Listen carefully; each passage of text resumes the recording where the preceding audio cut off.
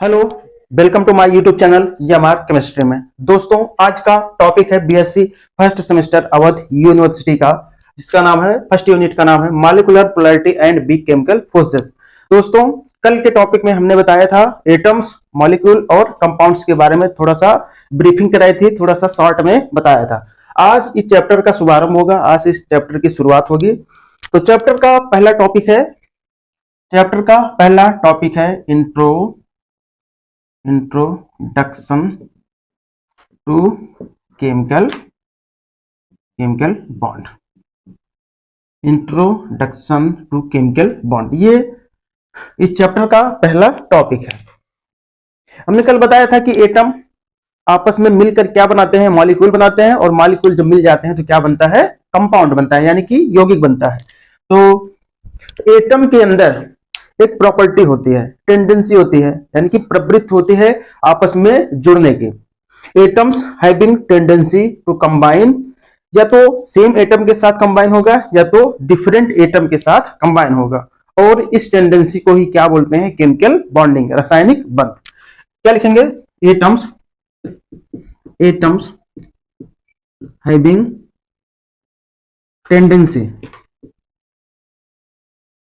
Tendency to combine with same or different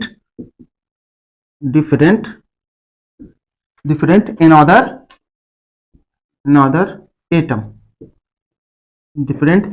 atom, and अब क्या होगा, and this tendency of an atom is called as chemical bond।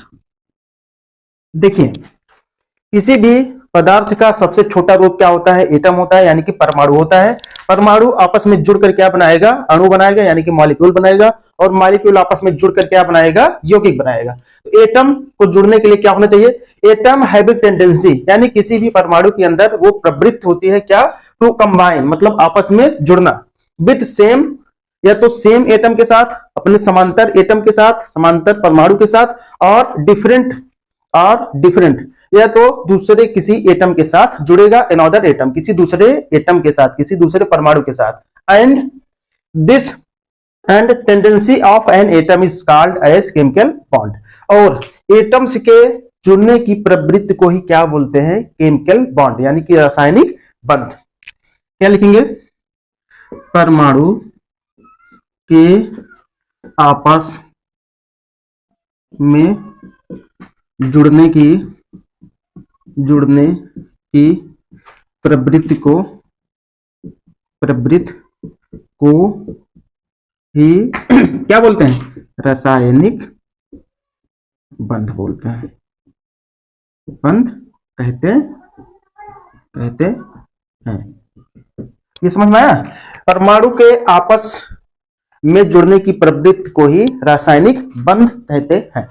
अब सवाल उठेगा, atoms जुड़ते कैसे हैं, एटम्स क्यों जुड़ते हैं, क्या एटम आपस में जुड़कर अपनी एनर्जी घटाते हैं या बढ़ाते हैं, एटम्स आपस में जुड़ने के बाद स्टेबल यानी कि अस्थाई होते हैं या अस्थाई होते हैं, क्या सभी एटम आपस में जुड़ सकते हैं या कुछ एटम ही आपस में जुड़ते हैं, और एटम्स जब आपस में जुड़कर मॉलिक्यूल यानी कि अणु बनाएंगे तो उनकी ज्योमेट्री क्या होगी, उनकी ज्यामिति क्या होगी। इन सभी सवालों का जवाब देने के लिए कुछ सिद्धांत और नियम प्रस्तुत किए गए। तो सबसे पहला नियम दिया 1916 में दो साइंटिस्ट थे, जिनका नाम था कोसेल एंड लेविस। इन्होंने एक थियरी दी जिसका नाम था electronic theory of chemical bonding. अब ये थ्योरी कहती क्या थी, देखिए, postulates according to according to this theory, मतलब इस सिद्धांत के अनुसार क्या होता था, chemical bonding, chemical bonding takes place, takes place, takes place, chemical bonding takes place by the union of two or more atoms, two or more atoms by the redistribution of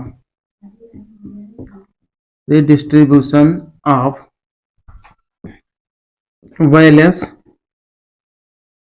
shell electron, electron valence shell electron का मतलब क्या होता है, outermost shell electron, outermost shell electron. इस नियम के अनुसार chemical bonding takes place by the union of two और more atoms by the redistribution of valence shell electron. कोसेलॉन लुइस ने बताया कि केमिकल बॉन्डिंग होती है दो या दो से अधिक एटम्स के बीच में बाय द रीडिस्ट्रीब्यूशन, यानी कि बैलेंस सेल के इलेक्ट्रॉनों के स्थानांतरण के फलस्वरूप क्या होती है, केमिकल बॉन्डिंग यानी कि रासायनिक बंध। आगे देखिए क्या अब केमिकल बॉन्डिंग होती कैसे है, ये तो पता चल गया कि स्थानांतरण, किसके स्थानांतरण से, बैलेंस सेल के इलेक्ट्रॉनों के स्थानांतरण से।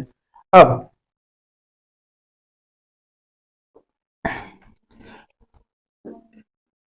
Distribution of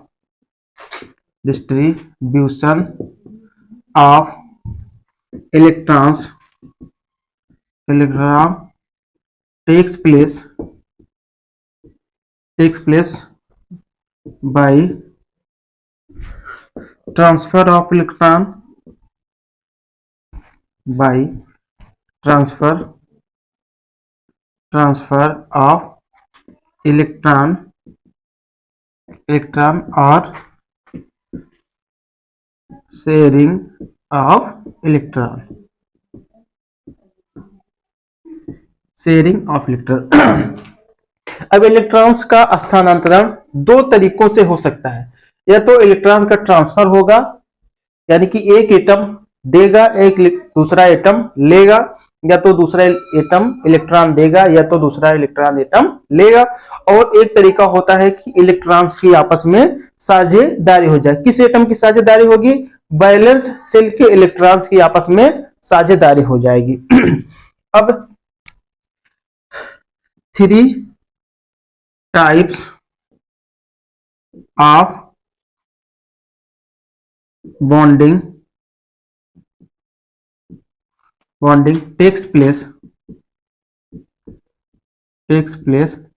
in the transformation of electrons।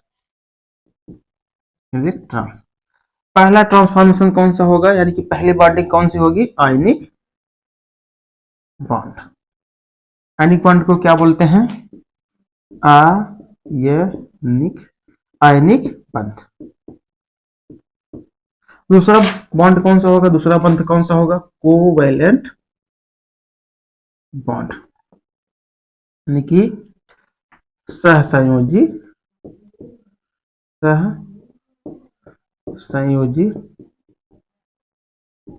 बंध।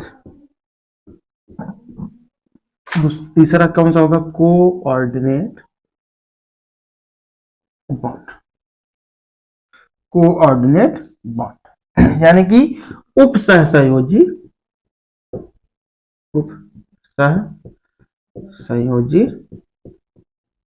बंध। रूप सहसंयोजी बंध। इस चैप्टर के अंतर्गत हम बात करेंगे कोवैलेंट बॉन्ड के बारे में, कोवैलेंट बॉन्ड के बारे में।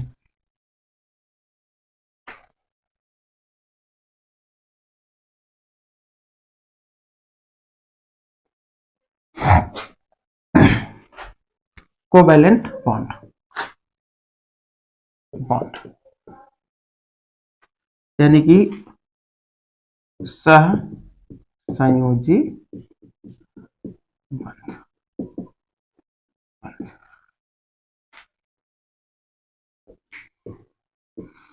कोवैलेंट बॉन्ड के बारे में हम बात करेंगे अगले वीडियो में, अगले क्लास में, ठीक है।